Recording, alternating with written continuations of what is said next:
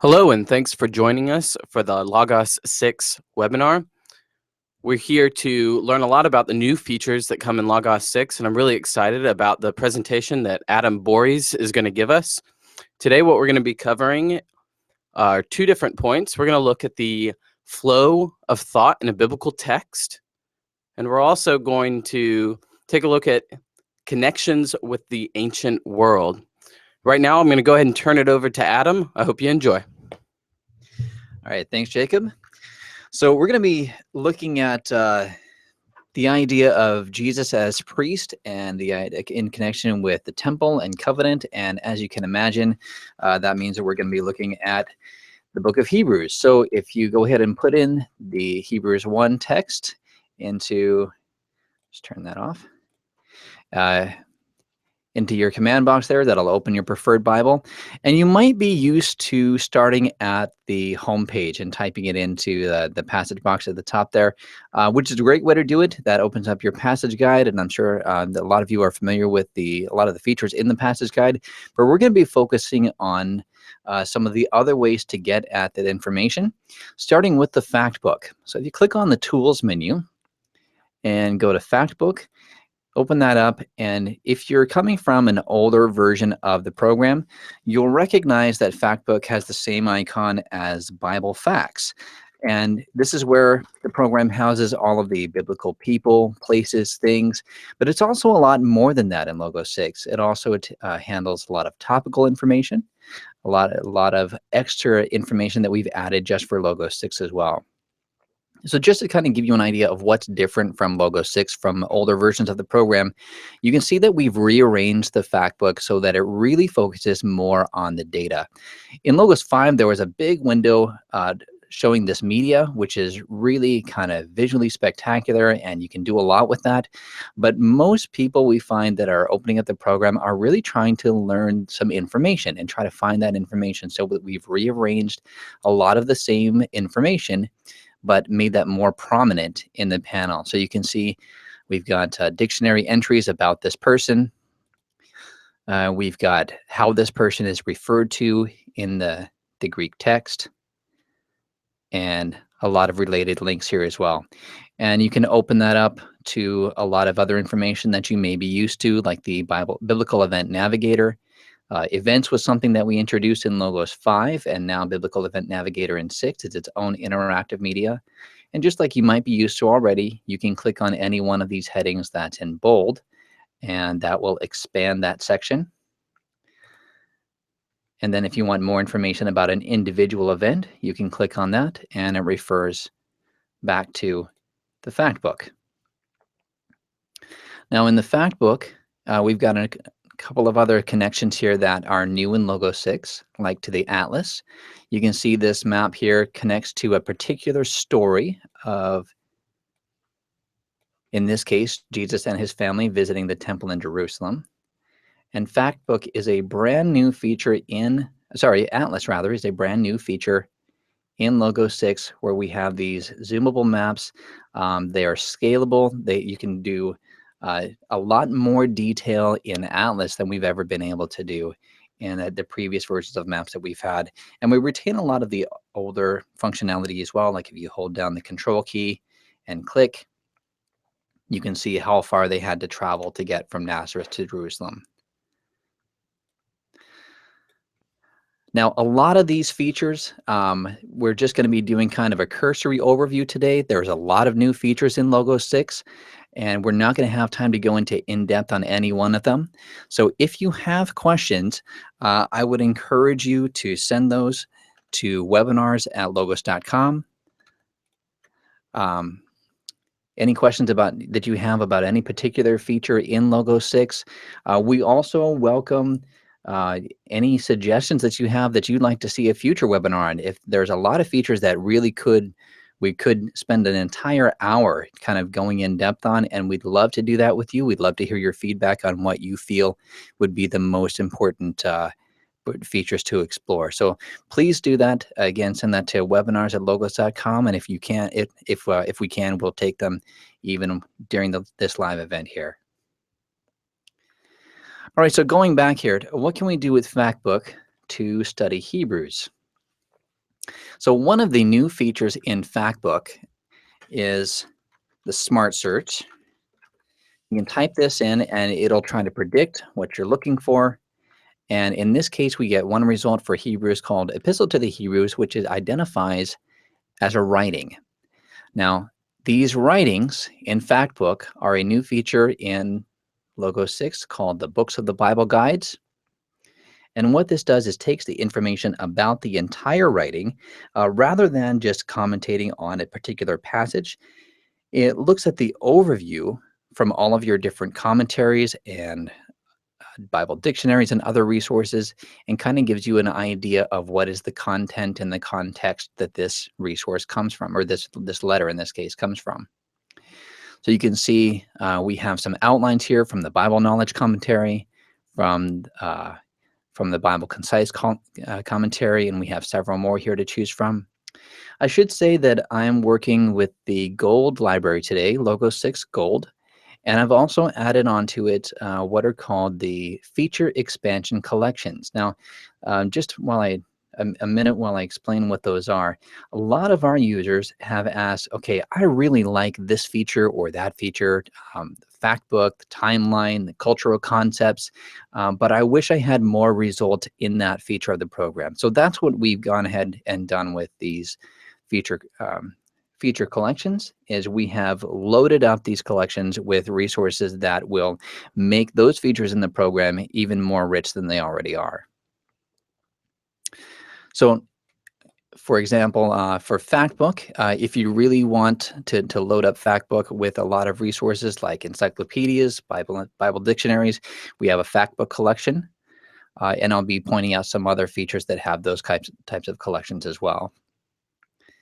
So back to the outline here, there's another way that you can view all of these outlines at once, and that is with the Bible Outline Browser. That's one of the interactive media that comes with Logo 6. We have a few listed here under the Tools menu, but there's a lot more. If you click on All Interactive Resources, that will open the library and filter by Type Interactive, and we can find the Bible Outline Browser here. I'm just going to right-click on that and open in a floating resource and just make that full screen. It opens to an outline in Acts, so I just want to type in the reference that I want. And you can see here that this is a visual representation of the literary outline that is identified in these resources. So we've got the Bible Exposition Commentary, the Bible Guide, Bible Knowledge Commentary, and several others here as well. And you can see that most of the time, the scholars have the introduction ending at verse 3, although some say it ends after verse 4. You can see different commentaries or different resources have different levels of breakdown. So you can very quickly compare how different scholars recognize the literary structure of a book of the Bible and compare them with each other. And if you find one that you're more interested in, for example, the International Standard Bible Encyclopedia has quite a robust outline, quite a detailed outline. We can click on Read, and we can then select that one from the list on the left. Yeah, so there's the Bible Outline Browser as an example of one of the interactive media. And in the Factbook, under the Books of the Bible Guide, there's a lot of other information here as well. It kind of gleans all of this information about who wrote it, when was it written, what was the purpose, what's the context. Author of Hebrews, obviously, is a very famous question. Nobody really knows the anonymous book, and there's a lot of debate about that. And these will also even discuss the canonicity, when was it admitted to the canon, what is the literary form, and even what is the theme and meaning and introduction. So for example, we look down here for the Holman Illustrated Bible Dictionary, and it identifies some theological context, saying that the main theological theme is found early in chapter 1. The God who spoke to the Israelites is the same God who spoke through Jesus. And when God speaks, his people ought to listen. So we can see that right here in verses 1 and 2. And almost right away, the Hebrews begins a theme of establishing Jesus as superior. And he starts with a comparison of Jesus to the angels, quoting from the Psalms here, "To which of the angels did God ever say, 'You are my son, today I have begotten you'?" So where does that psalm come from? I'm using the ESV today, and the ESV, one of the nice things about it is it does have these cross references that are built into it, and we can see that this is cited from Psalm 2. Well, what if we want to know a little bit more about Psalm 2? Let's take a look at one of our other interactive resources. Again, Tools menu, Interactive Media on the right, and we're going to open the Psalms Explorer. Again, I'm going to open that in a floating window. This is one of those that really does well on a full screen. And this interactive resources will help you identify and filter the structure and content of the Psalms. So you can see right away they're organized into colors by the type of or the genre of the psalm that they are, whether they're praise or lament or wisdom psalms. And we can see over here, we also have them tagged according to who is attributed to have written them, what are the themes that are covered, and according to all kinds of other structure and tags. Now, since we're interested in Psalm 2, I'm just going to go ahead and type that in right here. And it jumps straight to Psalm 2 in my preferred version of the Bible. Of course, we can change that here if we'd like to. And it identifies both the parallelism in the poetry. It identifies here that these two lines are synonymous with each other, echoing the same thing. And in this case, it also identifies the structure. We see that the structure over here is chiasm. So chiasm, if you're not familiar with that, is a balance of kind of first and last. So if you look at the first point here, we have the nation's rage. So the person who tagged this psalm in our company has called that a heathen rage. And if we look at the last point in the psalm, there's a counterpoint of the heathens learning. The kings of the world are then being warned, and being warned to be wise to learn of the Lord. And in the same way, we go down here, acts of disobedience, balanced with an act of obedience at the end. And in chiasm, it builds up until it reaches a pinnacle, where right in the center of the psalm, and this is often the most important one.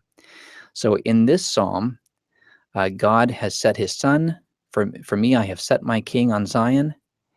And then the son answers back, I will tell of the decree the Lord said to me, you are my son.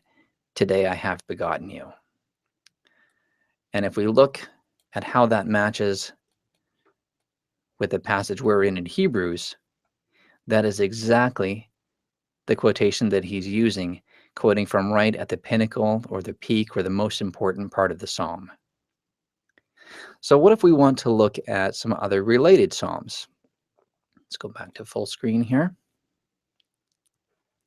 And we'll click back to go back to all of the psalms. Actually, let's do this. The related psalms. This is tagged as a messianic psalm. So if we click on that tag, it'll open all of the other psalms that are messianic. And since the author of Hebrews is comparing Jesus with the angels, let's find other psalms that are related to angels as well. So right now we have all of these attributes sorted by count. We can put them alphabetically here instead and select angels. And we find 3 psalms here. Let's go ahead and select the smallest one, Psalm 8. Again, this is another chiastic psalm. And the pinnacle in this psalm is, what is man that you are mindful of him, and the son of man that you care for him? And we find that, in fact, that's the one that the author of Hebrews quotes from in the very next chapter. So you can see how there's a a very heavy reliance on Hebrew tradition, and he's beginning to establish this theme of Jesus being superior. Now, one of the other ways that he establishes Jesus' superiority is as a superior priest, superior to the priesthood. So we can find all of the references to priest with an inline search. Inline search is a new feature in Logo 6 that helps you find the information you're looking for in your text without leaving the window.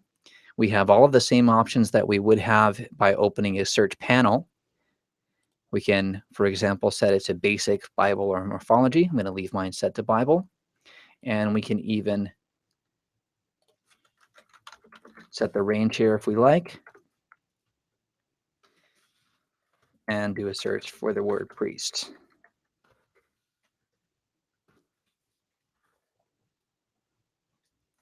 Now, you can set it to verse so that you get a quick overview, or you can set it to paragraph or pericope to get a little bit more of context. And then you can, these are usually set to chapter or verse to flip down to the next. But when you have a search open, you can also set it to search result so that you can easily skip down to the next search result. Now, I want to skip down to Hebrews 9 in this case.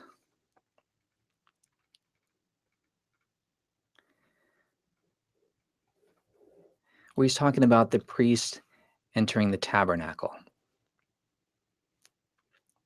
And I select that verse, and we can close the inline search so it'll stay at that reference.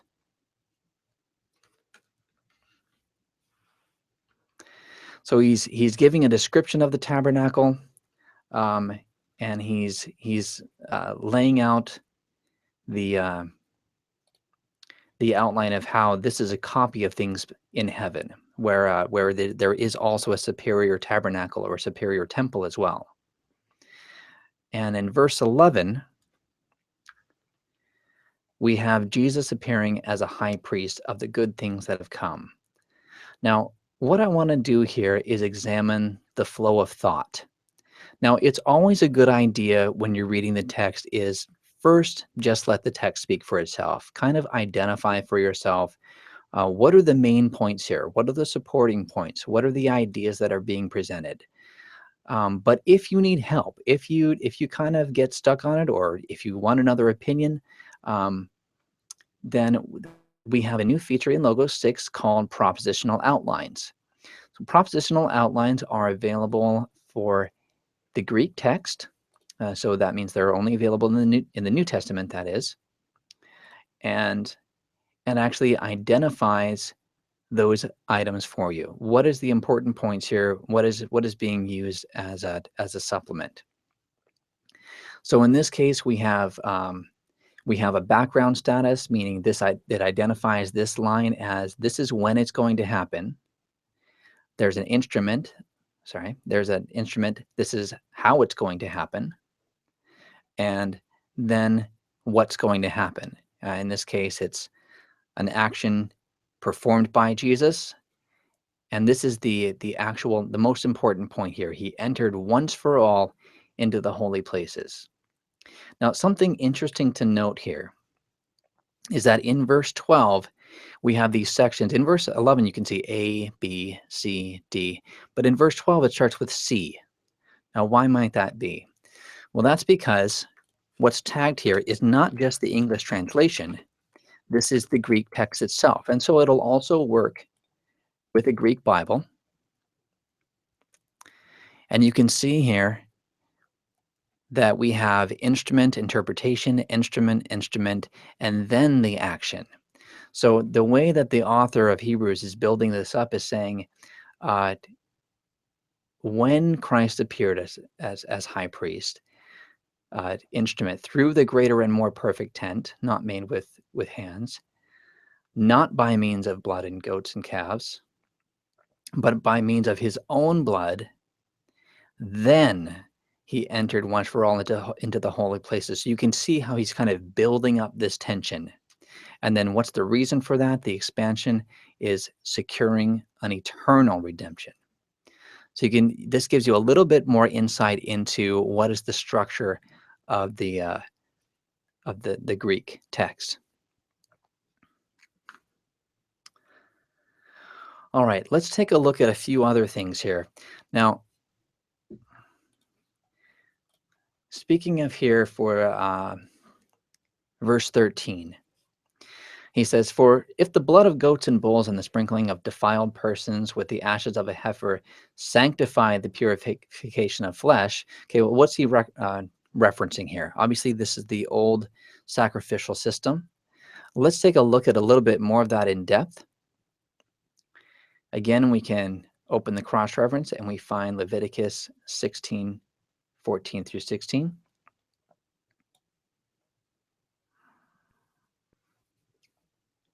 Okay, and this gives the original commandments that were given in the law through Moses.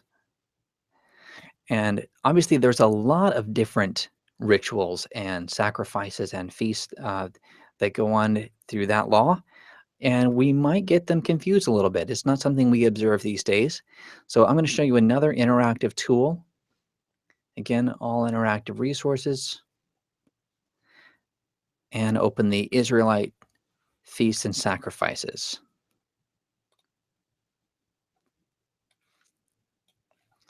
Okay, again, we'll open that full screen. And we have, again, you might find this a little bit familiar from what we did with the Psalms Explorer. We can filter it down in the same sort of way. Let's look at the atonement sacrifices. And in this case, he's referencing bulls. So let's filter by bull. And then here we have our passage here. And what's cool about the feasts and sacrifices is not only does it give you all of that information so you can compare the different sacrifices and feasts that they have, but you can also look at it in Judaical literature. So say we look on the Day of Atonement, there's 262 links that are provided to all sorts of other literature here. Now, these links ought to be available to you, but if you click on it, it may not open. In this case, this is a link to the Talmud, or translation and commentary in this case. Now, this is not one that's included in the gold package. This is one that I have because of the feature expansions that I have. I believe this one comes as part of the ancient literature feature collection. We're going to be looking at that a little bit later. But if this is incredibly valuable so that you can explore what did these mean to the Jews themselves. And we'll close down the Israelite feast and sacrifice and come back to our text here. Now, you might have noticed I opened this in a new panel here. This is something that I like to do just for my cross references. I'm going to click on the panel menu and click on Send Hyperlinks here.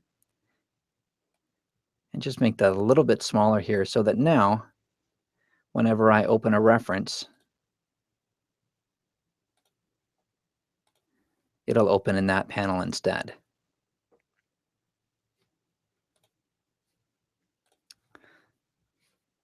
Okay, I'm going to clean up my workspace just a little bit here before we move on to the next thing. Okay, so we're returning here to Hebrews 9. And we see that verses 13 and 14 are one thought. There's a comparison that hinges the two. There's the blood and goats that is for the purification of the flesh. Comparison hinges on how much more will the blood of Christ purify our conscience from dead works.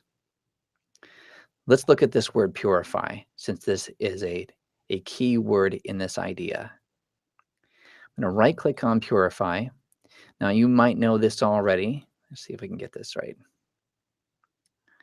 But whenever you right click in the program, It'll give you all of the information that is embedded into that word here on the right-hand side of the context menu, and then the different kinds of actions you can do with that information over on the left.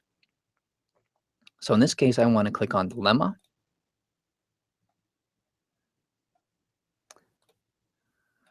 Make sure I get the right one. Click on the lemma, which is the dictionary form of the word, and open a Bible word study. Now, if you've been using logos for very long at all, Bible word study is going to be very familiar to you.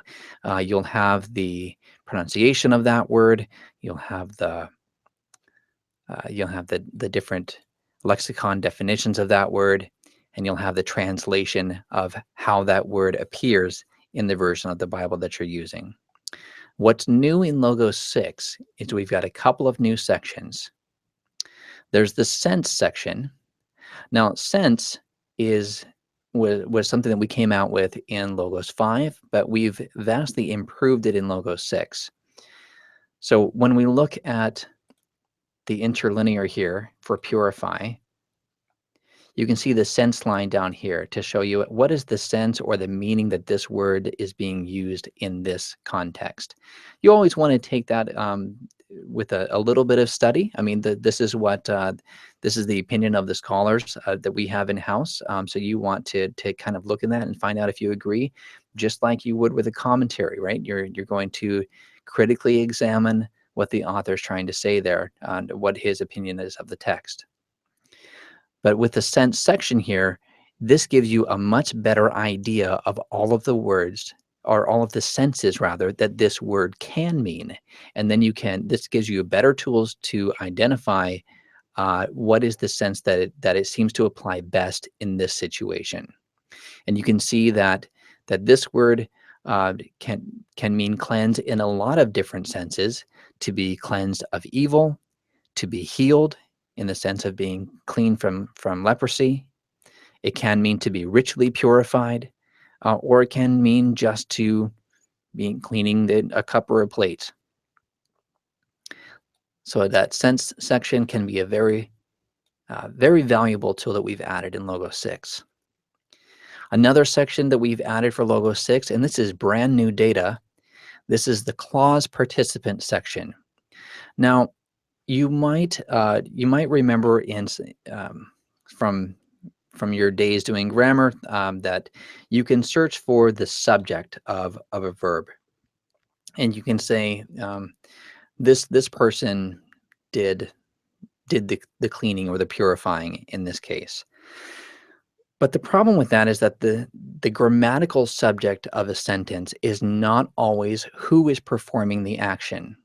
So, for example, if we say that Jesus was baptized by John, Jesus is in fact the subject of that sentence, although John is the one who's actually performing the action. So in that case, John would be what we call the agent. The agent is the person who instigates the action or causes a change. Okay, so in this case, what's interesting when we look at purify or cleanse is God is the one who most often does the cleansing. We also see examples of Jesus and blood. And this is the same sense that we see in Titus 2:14, where Jesus set out to purify for himself a people of his own possession. Okay, so this gives you another level of insight into the meaning of how these words are used in the text.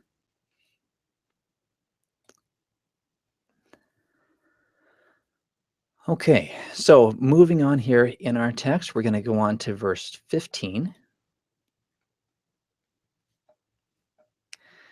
where the author of Hebrews then identifies, therefore, Jesus is the mediator of a new covenant. Now, new covenant is a very, very important idea. In fact, covenant in general is a huge concept throughout both the Old and New Testaments, and in fact, in the surrounding ancient world as well. So let's take a look at that.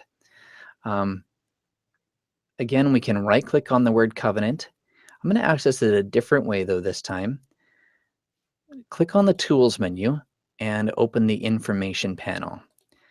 Now, the Information panel is probably something you're familiar with already, although it'll look a bit different now. Bit of a cleaner look, and actually gives you a lot of control here.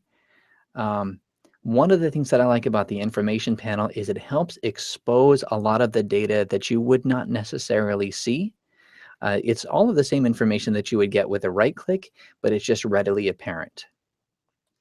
And you can actually rearrange this as well. One of my favorite sections is this Other References. And I'm going to click on that and drag it right up, not quite to the top, because I still like having the definition up there.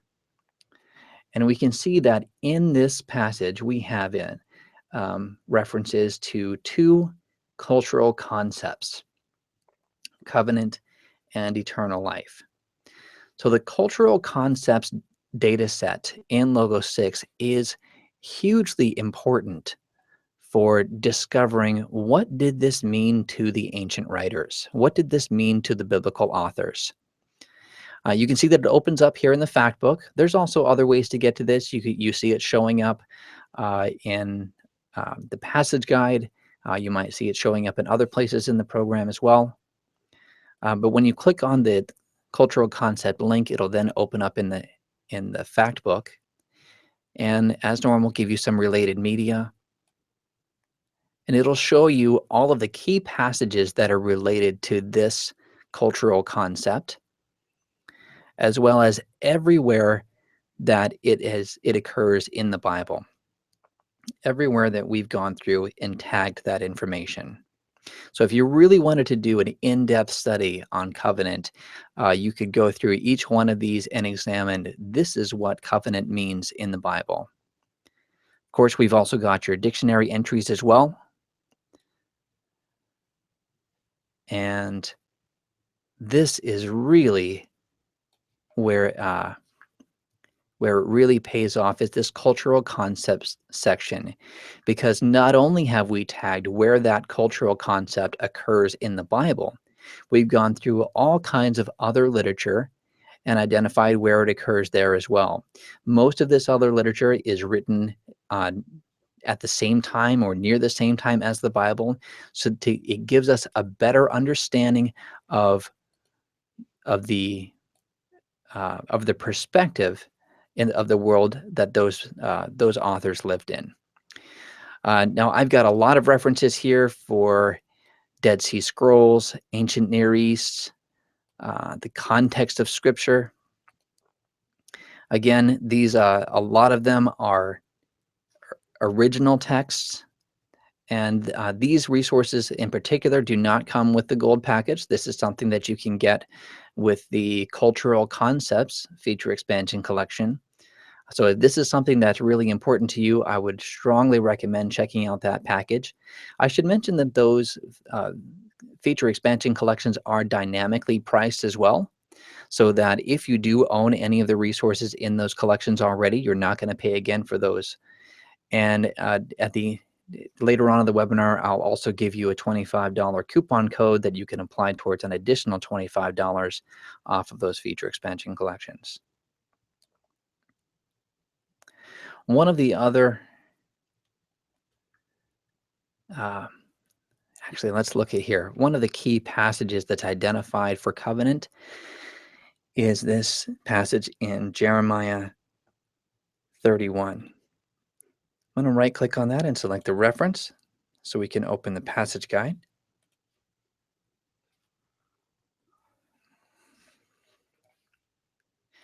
And drag that over here.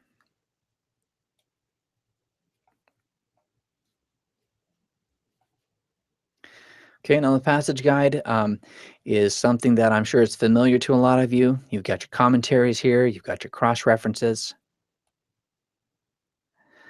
And cross-references, of course, are very useful for identifying where this theme or idea or reference occurs across other places in the Bible.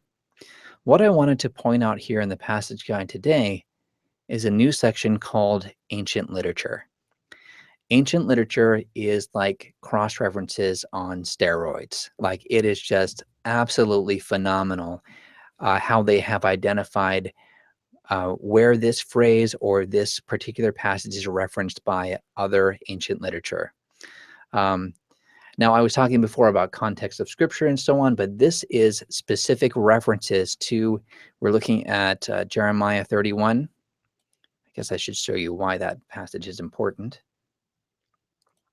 This is where Jeremiah is saying, I will make a new covenant, or the Lord is saying through Jeremiah, rather, I will make a new covenant with the house of Israel and the house of Judah, not like the covenant I made with their fathers. So he is declaring what he is going to do, and as Christians, we believe that he's going to do through Christ himself.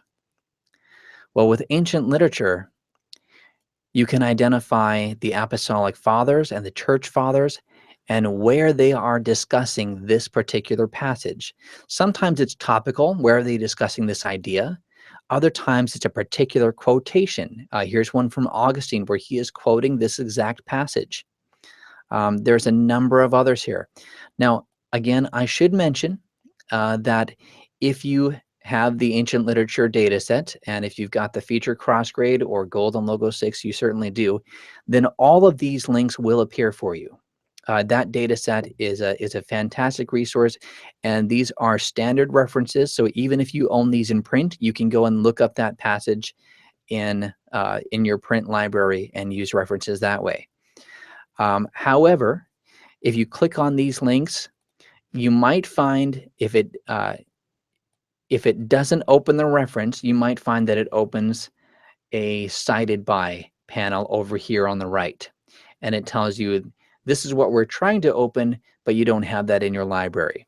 Again, like many of the other resources that we've talked about, these are not included in the gold package. They are included in some of the higher packages, but they are included in the ancient literature data set, or the ancient literature rather, feature expansion collection. I know I'm putting that out there a lot, but I just want to make sure that you know that if you find a certain feature especially helpful, then you can add in that particular feature expansion collection so that you can make the most out of it as much as possible.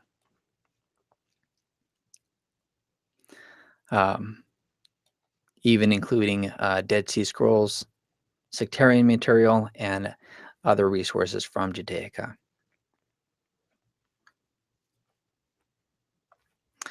All right, we're almost done here. I did want to pause and just see if there's any questions we have out there before we finish up with the last few things. Got a question here. I heard that Logos 6 comes with a wealth of new media such as 3D flyovers and videos of the Holy Land, a wealth of new images, etc. I have Logos 6 Platinum plus Logos Now, so I have access to the media browser, but I'm still struggling with tapping into the searching for all the rich new media that's included with Logos 6. Could you help us find some of that?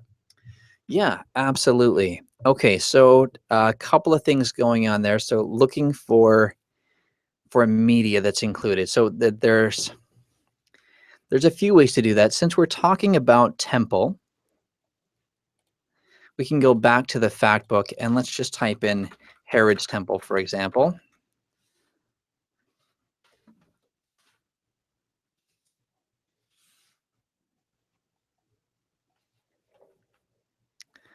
Okay, and actually this is good because this is something else I wanted to bring up here. So you've got a bunch of media that shows up in the fact book. And in fact, if you click on one of those, it'll open in Visual Copy. Visual Copy is a new feature in Logo 6 to help you make slides that you can present to your congregation, that you can put up on a screen perhaps for your Sunday school class or something along those lines. And this particular slide, you can see we've got that high contrast text so that it's easily readable from the back of the room. So it's designed to put up on a screen like that. Now, Visual Copy is not only for these pre-made slides, though. You can use Visual Copy on a lot of different. You can create one just from text. Let's see.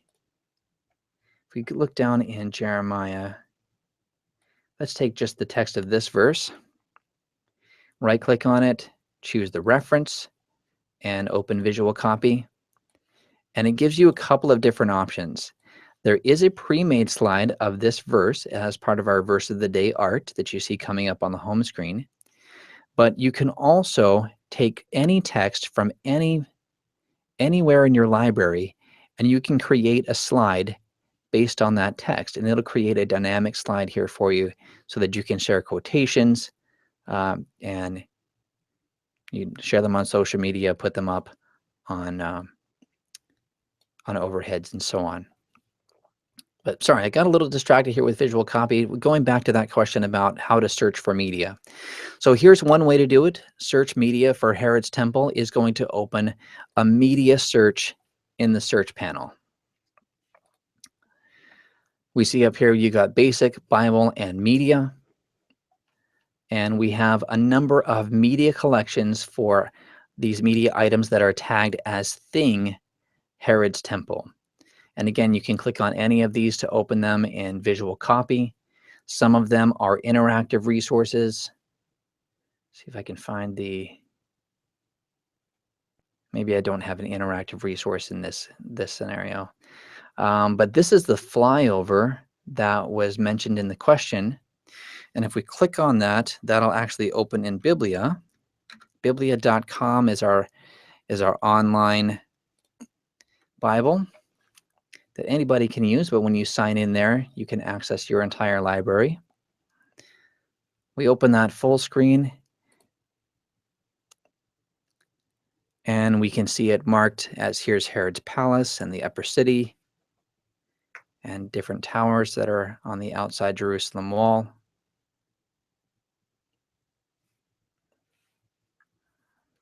We can see here the pools of Bethesda.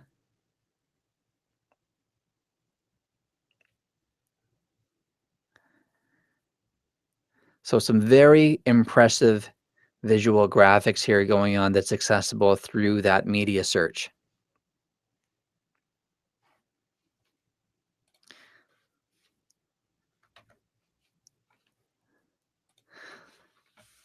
Now, the media search is also going to return a lot of other results here for you from your library. There's that interactive I was looking for. We open that up here. We can see our before and after. In this case, we're looking for the Jerusalem one. We can see what that looks like today compared to an artist rendition of what that looked like in Jesus' time. But we have hundreds of other resources in our library that have images, and these particular images are tagged with thing Herod's Temple. Now, I'm going to show you one other thing. We have a little bit of extra time here, so I'm going to throw this in here as well. These are only the resources that are tagged with thing Herod's Temple. In other words, it has been tagged as a factbook item. But the word temple may appear in other places. So we can type in temple here and get rid of those brackets. And we have all kinds of other temples that are showing up in our media as well. In fact, we even have online results. This is kind of like doing a Google image search, but searching for only images that are appropriate for what you're searching for one, and also that are typically distributed for public domain so that they're shareable. Although you do want to make sure of that before you start using them in your sermon preparation or handouts and so on. And we have a number of other resources here that have the word temple. Now, what I wanted to show, let's try if we can narrow this down with the Herod's Temple. Herod, oops. I'm using the operator near so that we find those words, the text of those words near each other. And here's an image here with the plan for Herod's Temple.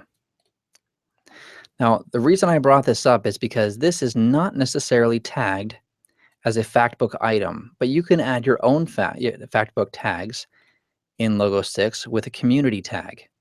So you simply right-click and to the selected text, add community tag. Choose from the list of suggestions. It's already recognized the text that you've typed in, so it's trying to match that for you. Choose Herod's Temple. And the next time that you look that up in the fact book, you'll see that in, where am I? In the community tag section, which I don't see. I must have turned that off in this one. So you'll find that in the community tag section, and not only that, but everyone else who is using community tags will also get the benefit of that. So you're collaborating with all of the other Logos users out there who are using those community tags.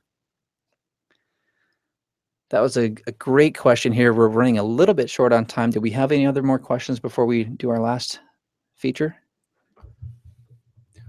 I've got a question here. I've always wondered what the significance of interlinears are for Logos in general. Okay. Yeah, that's a great question. So the interlinear, going back to the ESV here, we'll turn off our propositional outline, propositional. The interlinear is actually embedding that Greek or Hebrew text into the Bible. So you can turn it on a couple of ways. You can show the interlinear panel at the bottom, or you can click on Inline, and that shows all of that information there right on the page. And you can choose exactly what information you want showing, whether you have the manuscript word, the way it was written, the lemma, the way that the way that it appears in the dictionary, as well as the etymological root, morphology, Strong's numbers, and so on. And one of the cool things that you can do with this is, because this is all tagged, as well as some of my other Bibles. So let's say we open Life's own translation of the Bible, the Lexham English Bible, which is a great translation for comparison, is we can open in the visual filters the sympathetic highlighting. Sympathetic highlighting means that it is highlighting together, so that when we select a line of text in one, it will select the same line of text according to the Greek that's underlying in the other translation. So this is a very cool feature that you can quickly see how is it translated from one translation to another. And one of the greatest benefits of an interlinear is that you can use these tools without having to know the original language. It's right there with you. All we have to do is right-click. We have all of that information, and as we looked at already, we can choose the lemma and launch right into a Bible word study, so we can find more information about what this word means and how it's being used in the text.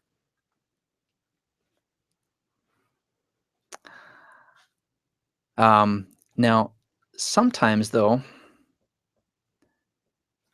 hold on here, we might have another question.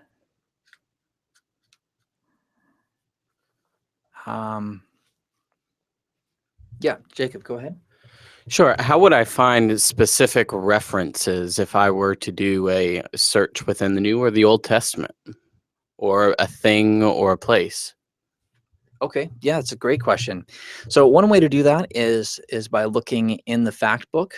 You can just type in a person's name like we looked at before with Jesus. But we can do that right in the text as well. So here we have a reference to Moses. And if we right-click on that, we see a number of different options here. We have, of course, the English word Moses. We have the Greek word that was translated from, and we have it identified as the person as well. So from the person here, we can open the fact book and get more information about Moses, or we can simply search this resource. And that opens up a search panel for person Moses, and it searches everywhere in the ESV, automatically launches into a Bible because it recognizes that this is a Bible resource. And we can see that this is everywhere that the tag Moses as a person is occurring, even if his name is not necessarily showing up. So here we see him referred to as a son, or he, or a baby. And in each case, we recognize, or the search recognizes, that this is the same person. I've got another question here about Greek and Hebrew. Are there any tools in Logos 6 that let me learn Greek and Hebrew better? And that is a great question, because that's the one that I wanted to end with here, is the exegetical guide. Now, if you've been with Logos for a while, I'm sure you recognize this tool. This is one of the standard ones that opens up when you start a passage study on the home page. Exegetical guide is just a fancy way of saying this is all of the information about the original text. So we were looking in that flyover, we saw the pool of Bethesda, and we have this is where Jesus heals the invalid who can't get into the pool by himself. And we can go down, we have the word by word section, so you can see what each word means, what the word is, how it's translated, what the morphology is, and so on. There's a new section in Logos 6 called the textual variants. Now, a lot of you are probably familiar with this, but we know that we have many manuscripts of the Greek New Testament, but most of them are in fragments, and they come from different periods in history, so they don't always have exactly the same text. So they vary from each other, and therefore they are textual variants. Now, this is a very famous passage. As you probably know, we don't have a John 4:5 in a lot of translations of the Bible. Now, why is that? Did they just forget? Did they leave it out? No, it's because that verse 4 actually does not appear in many of the manuscripts that we have.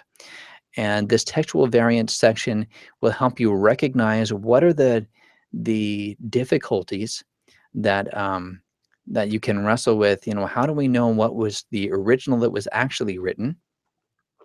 And we have a number of textual commentaries as well, like some textual notes on the Bible, will give you an idea of what some early manuscripts say and what are some of the later manuscripts and how they compare with each other.